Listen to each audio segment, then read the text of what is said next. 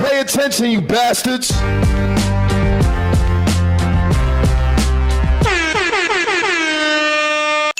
What up, y'all? Welcome back. So this is starting to get weirder and weirder and weirder.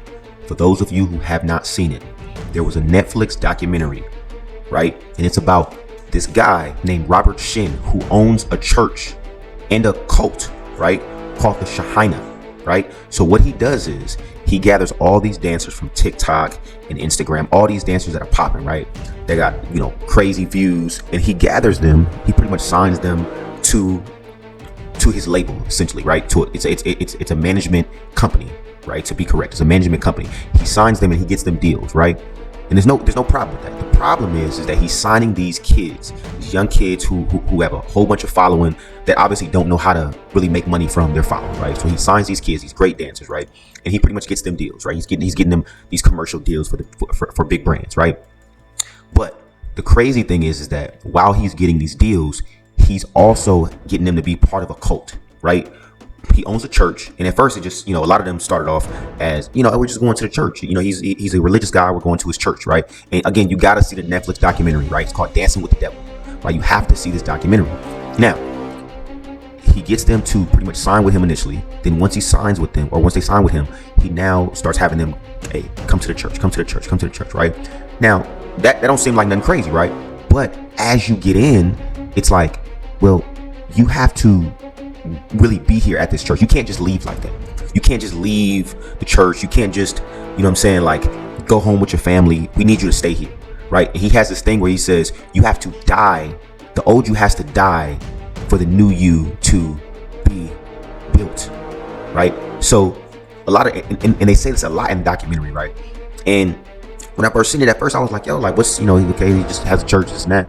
What's wrong with that, right? He's helping these dancers. He's making the money. No, they're part of a cult and they cannot leave at all, right? So the families of these kids are like, yo, like I haven't seen my son in, 2 years. I haven't seen my daughter in a year. I haven't seen my sister in 3 years, right?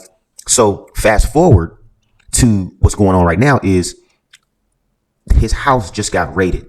His house gets raided, right? And again, the house gets raided, and this is one of the houses that he's holding a lot of these kids in. Right. So again, it's not like, hey, well, just come and you can dance here and you can live here. No, it's like, nigga, y'all can't leave. Y'all cannot leave. Right. Y'all have to be here. Y'all have to stay here. You have to die to your family. Right. So that they can understand you're being rebuilt. That seems crazy as hell. Right. And a lot of these kids, again, just like in the music industry, a lot of these kids don't have nothing. They never made any money. They're just talent. They just understand the art of dancing or the art of music. They don't have, a whole bunch of money. So if you say, hey, well, I can make you $10,000 a month. I can make you $20,000 a month. I can make you $100,000. Come on now. They're going to go for that. But at the same time, now it's like, yo, he's using that thing of, I made you money. I did this for you. I did that for you. You know what I mean? Like you're part of something greater. You're helping millions and millions of kids across the world, because they love to see you dance. So it's this thing of just stay with me. Don't mess with your family. And then, of course, just like most managers do, right? I'm not gonna say most. I'm gonna say most bad managers do, right? And most bad label owners do is they take more than what they're supposed to take. They take more than what they're supposed to take. So, of course, you're supposed to be making 10 grand. You might have started off making that. You're supposed to be making 20 grand. You might start off making that. But now it's like you're not really making nothing because he's having all of that money you take all of that money and you reinvest all of that money back into the church or back into the cult, right? So again, this shit is crazy because, it's been a thing. It's a whole Netflix documentary, but they're now like diving deep into it because even in the Netflix special, they were like, yo, it's still going on. You got some people that's in denial. So they're like, oh no, he's not doing nothing with us, this and that. He's not doing nothing to us, even though a lot of people came out and said, hey, he did this to me. Hey, he did that to me. He touched me. He did this. He did that. Right. So it's a lot of different things going on. But to see more stories coming out of, the house being raided and, the police department is now really understanding like the level that it's at. It's like, yo, like they being held against their will. But obviously, like certain people can't say nothing because their life is in danger. And on the flip side of that, right, I grew up here in LA. I'm from Chicago originally, but I grew up here in LA. And in the dance scene in LA, a lot of y'all may not remember, there was a Netflix, or not, I'm sorry, not Netflix, but there was a movie that came out in the early 2000s called Rise, right? And what Rise was about was a lot of, LA dancers. They were doing what's called clown dancing, right? People from LA, the city of LA actually, and just across Southern California, right? The Valley, which is, North Hollywood, Van Nuys, Pacoima, Silmar, Arleta, Canoga Park, Woodland Hills. So it was all these cities in the Valley as well as actual LA, right? So they were all doing, and I'm not gonna say we were all doing what's called clown dancing. There's a guy, his name is Tommy the Clown, right? And he's a dancer, right? So he created a dance called clown dancing, which, it started off, and he still does this to this day, but it started off just him going to him doing kids parties, right? And him just having dancers that go and dance and whatnot at kids parties. But it's like a big culture thing. If you haven't seen the movie Rise, go check it out. But that's how a lot of these dancers got started, right? So that was the initial start. Now you're talking about most dancers, I'm not saying most of them, but a good amount of them decided to start their own style of dance called crumping, right? So peep how this ties in. This shit about to be crazy. You gotta stay and watch this. Stay to the end. This is about to be crazy. I'm gonna tie everything in. Now, crumping originated from clown dancing, right? So a lot of these dancers, they started doing what's called crumping, right? Which is a different form of dance, which is that is how the movie Rise kind of got created. A lot of these dancers was dancing for Tommy the Clown. They leave Tommy the Clown and they want to do their own thing called crumping. And they start that thing. And then it's like a whole shift, right? Everybody starts leaving Tommy. They start, doing their own thing, crumping, and then crump starts getting big and starts getting bigger and bigger. And that's where you see the movie Rise, right? So Rise showed that. And again, Rise may not have been a big movie around the world, but in LA, Rise was huge. Like Rise was in theaters. This is not like a small movie that was just like it was in theaters, right? So I remember when I was in middle school, I believe I was in middle school. Rise comes out, right?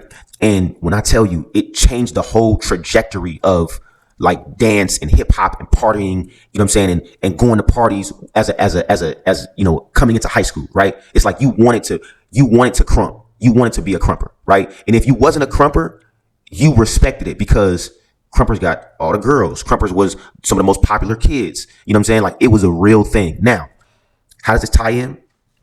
One of the top crumpers, he's known as the originator of crump. His name is Tight Eyes, right?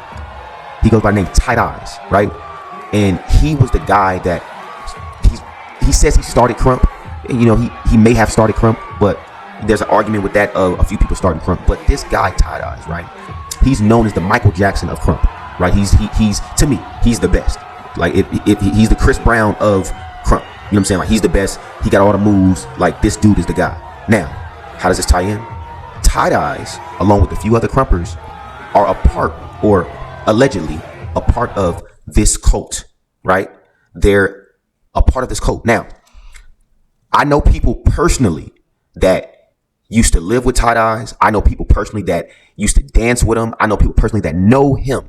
I don't know Tight Eyes personally. But again, me being from LA, me growing up in this whole, style of dance, I understand and I know people, you know what I mean? So I'm connected heavily within this, right? So the crazy shit is this. People have told me this dude is a part of a cult. So one of my good friends, right? I'm not going to say his name, but one of my good friends had a whole situation with Tight Eyes where it's like, bro, you one of the originators, but I'm one of the originators as well, right? And you keep trying to make crump a religious thing, which ties into the cult, right? You keep trying to make this shit a religious thing. It's not a religious thing. It's a spiritual thing. Because crump, though it originated from clown dancing, crump is a spiritual dance. It really originated outside of clown dancing. It really originated from your African roots, right? From back in the day, right? Where you look at how Africans used to dance. And if you've seen the movie Rise, you know exactly what I'm talking about. If you have not seen the movie Rise, you got to go check out the movie Rise and get tapped in, right? So Tight Eyes is trying to make this a religious thing, right? You have to be religious. It's a religious dance, right? And my guy's like, yo, this is a spiritual thing, right? So what's believed is that Tight Eyes is a part of this cult, and he's trying to get a lot of these dancers to be a part of this thing, right? And again, this is allegedly, right? I can't say he fully is or he's fully not. Word on the street, that's what's going on, right? And again, I have many sources that was like, yo, that's exactly what this man is doing. I know him personally, right? So that's the crazy shit. Now, people don't understand. Like, I don't think, for the audience that doesn't understand crump and how big crump has gotten since the movie Rise, Crump started in LA, right? In the city of LA. And it migrated through California, right? Crump is known around the fucking world. I don't say this lightly. It's known around the fucking world, right? I'm talking about country to country to country, starting from LA in the hood, right? So what y'all seeing with this raid, this shit could be bigger than this. It may be bigger than this, right? Because again, this church cult is trying to get people from around the world, right? Crump, along with dancing, just in general, is a huge thing. So this shit is spreading, right? And again, if you're not familiar on crump dancing, you got to get familiar and understand that there's people around the world. And Ty Dice is kind of one of the guys that's leading this whole thing outside of the guy who owns the church, who owns the cult, right? So again, check this shit out and y'all stay tuned. Give me your thoughts. Drop the comments. Let me know how y'all feel about it. Let me know if you've seen the documentary, you haven't. And let me know how y'all feel about it. But this is going to be a part 1 because this shit is getting deeper and deeper and deeper and deeper.